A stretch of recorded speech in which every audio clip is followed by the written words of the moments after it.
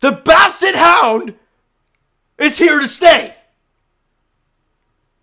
After Chris Bassitt's first start of the season against the Cardinals, where he was giving up bomb after bomb after bomb after bomb, who knew that about a month later, maybe a month and a bit later, he would throw a complete game, two-hitter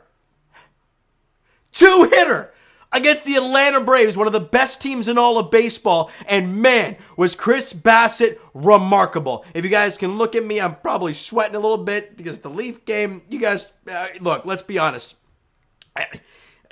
You guys know the result by the end of the video, but right now I do not. However, with the Jays' 3-0 win over the Atlanta Braves, they're now 22-16 on the season. And with Spencer Strider on the hill, and I mentioned it in the last video, he averages 15 Ks per 9 innings. He had 12 in 6 2/3, something like that today. He was remarkable. Absolutely remarkable. Let me just wipe this off. I don't know if it looks like that to you guys. I don't know if it looked a little blurry, but either way, I think we're good now.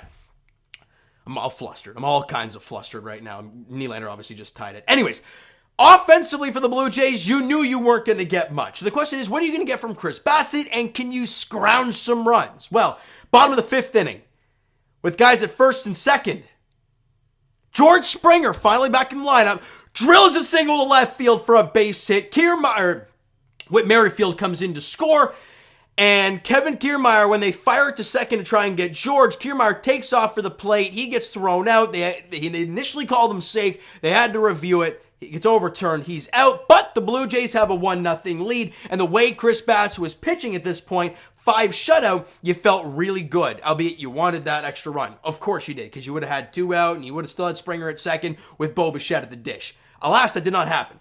Bottom 7, the wheels just fall off the bullpen for the Atlanta Braves. Let's go to that real quick. I have everything here. So Kirky grounds out, then Brandon Belt hits a double off of Spencer Strider. And then Whit Merrifield then strikes out. Nathan Lucas comes in pinch run for Brandon Belt. So there's a guy at second with 2 out. Nothing crazy going on here. Danny Young comes in for Strider.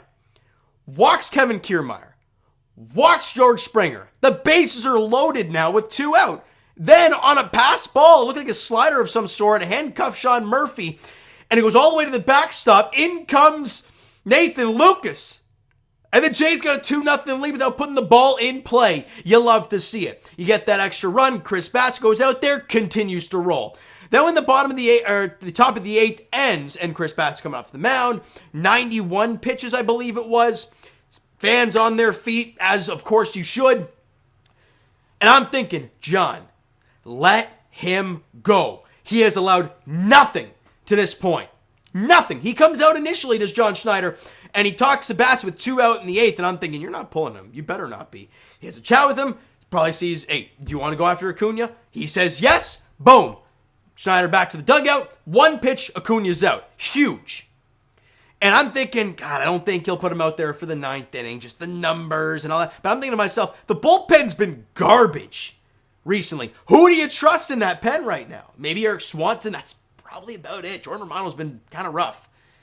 So if you look at the situation, why not let Chris Bassitt go? He's allowed 2 hits, no hard contact really. Yeah, he allowed a double and, was it a single? I can't remember what it was. But he allowed a double and that was it really, it felt like to me. And he goes out there for the 9th, right? And we're all thinking, look, back that up. Bottom 8, Dalton Varsho goes up against former Blue Jay Kirby Yates. Well, former spring training Kirby Yates, because then he threw his arm out and was done for the season. That's what that really high risk, low reward signing, or high risk, high reward signing of Kirby Yates a couple years back. That obviously didn't amount to anything. And here he is pitching against the Blue Jays. And Dalton Varsho, who at that point went 0-for-3 with 3 punch-outs against Spencer Strider, gets a fastball up in the zone from Kirby Yates and drills it to center field, and it's gone!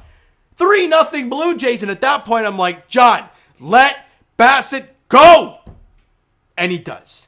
Bassitt goes out there for the 9th, and Matt Olson hits a ground ball out, and when Whit Merrifield gets the out onto first.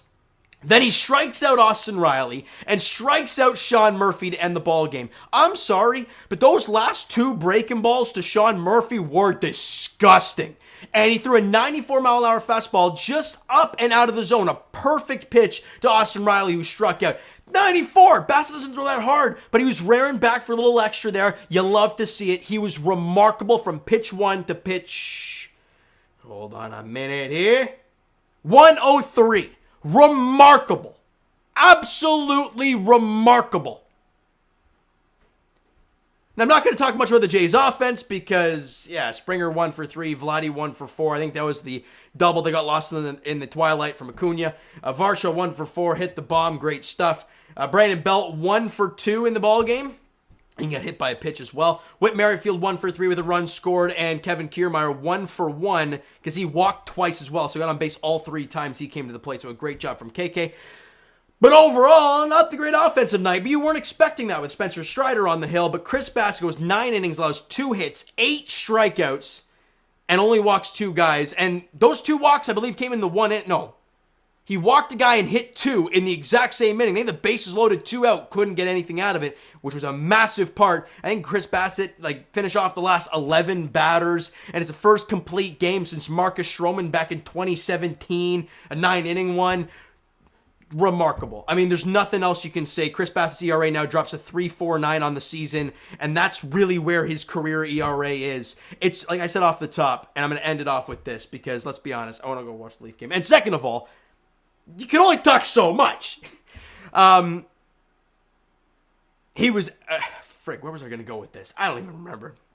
All I know is that going from his first start of the year, where he was getting torched, and everyone's like, we could have had Ross Stripling. And I don't think Ross is having a great start to the season. Last time I checked, he wasn't.